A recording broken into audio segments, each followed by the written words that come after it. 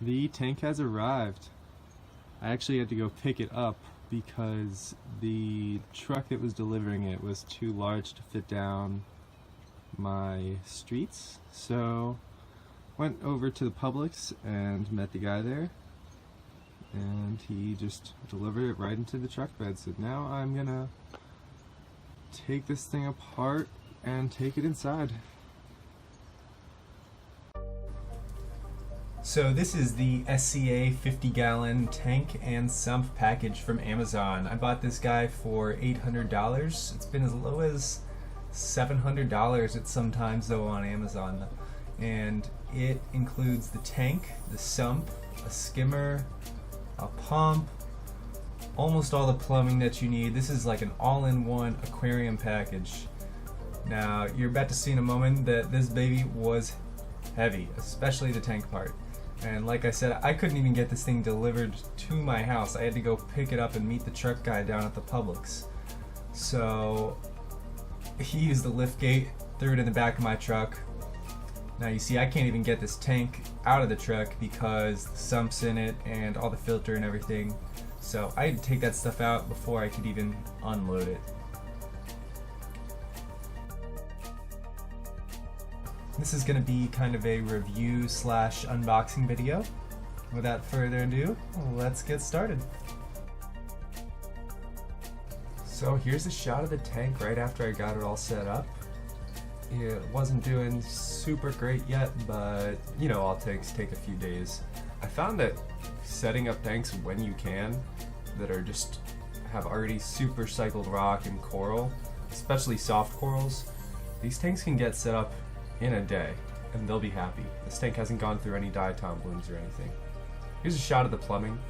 I did paint that T-bar there because it came white and it was a little bit ugly. I'm really happy with how this cantilevered rock turned out. So far it seems pretty stable. I might change this frog spawn out in the near future, we'll see. The balance of color in the tank isn't quite right with it there because there is so much green, and that piece is worth too much to be sitting there not being appreciated as much as it could be. So this is what the sump looks like on this tank. The underlight that I have down here actually just ran out of batteries, so I'll be just doing this with my phone battery. You can see the protein skimmer, it's finally getting warmed up. It's been running for about 2 weeks now.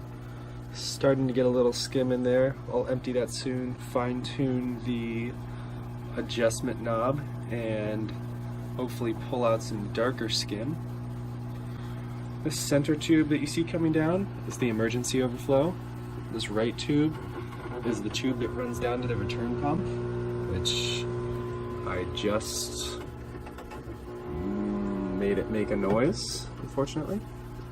And then this back tubing that you see water running down is going to the filter sock and filter sock holder. The filter sock did not come with the aquarium, and the holder did not come with the tank, but for all the stuff this tank came with, I am totally fine with that. And it should be customizable. You know, a lot of people are adding the filter rolls and that kind of thing now. In this center chamber, I have just a 200-watt heater.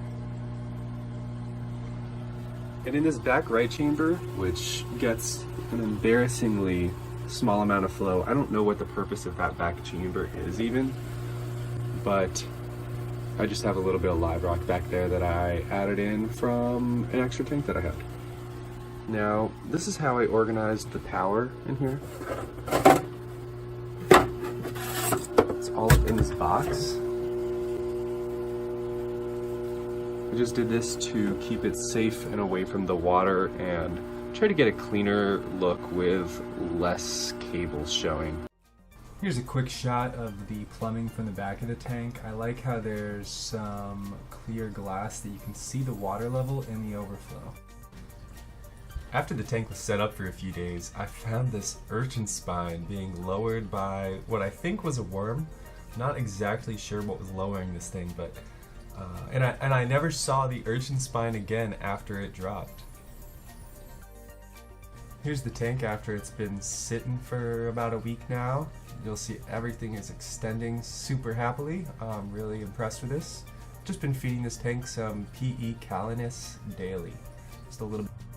This is the mushroom rock that ended up in the front left of the tank. I love how it looks in its own nano tank though.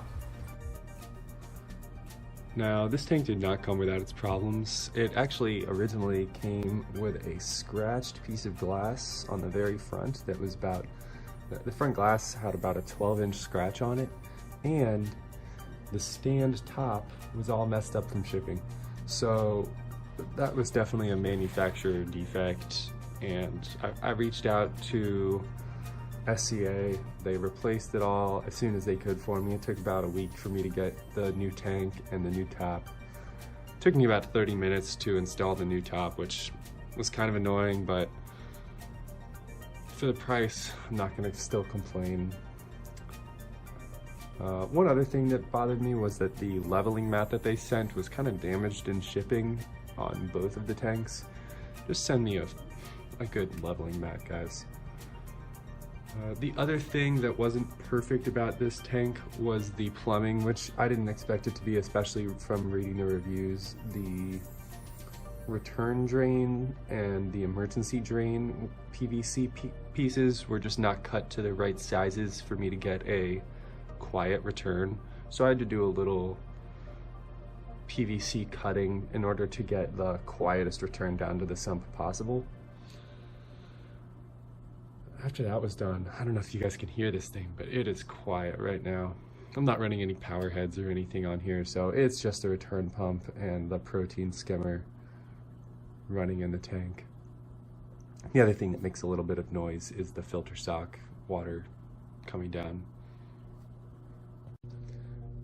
Here's the extra tank. Don't know what I'm gonna do with this thing. Probably set it up as like a display refugium or something. There's actually a local glass company who has offered to fix it for me, so I will have to get in touch with them and see if they can fix the scratch on this baby. It's too small for me to be able to film for you guys though. Overall, I'm gonna give this tank a 4 stars on Amazon. Because of the problems that I did have, it is perfect besides that though. The glass clarity is amazing, the look of it is amazing, the silicone came in perfect. The stand quality seems high, the sump quality was high. That weird area in the back of the sump is kind of weird, but I'm not going to complain about it. I'm sure people have uses like refugiums. Maybe some people put their skimmer there, although that would let bubbles into the return pump. Oh, and let me show you the last piece of equipment that I cannot run without, which is the auto top off. Here's the crystal 5-gallon ATO container. I really like it. I like how low profile it is. It's almost invisible. I like the clear one a lot. Here is a shot of the aquarium in the room that it's in. I really like the size of this tank, and it is perfect for a living room display or a den display. I thought it was going to come off the wall too much for me, but it actually fits the area well, especially in a spot where you don't have to walk around the tank. Now, I wish it was placed in an area where I could see all 3 viewable sides, but this tank's not staying here forever, so yeah, it's gonna get moved and put in an even cooler spot. Thank you guys for watching this video. If you enjoyed it, please subscribe and keep an eye out for future videos. I have some plans to keep this channel running and put out a lot of videos in the future. So I'm excited to share those plans with you in the coming videos, and I will see you guys next time. Have a great one.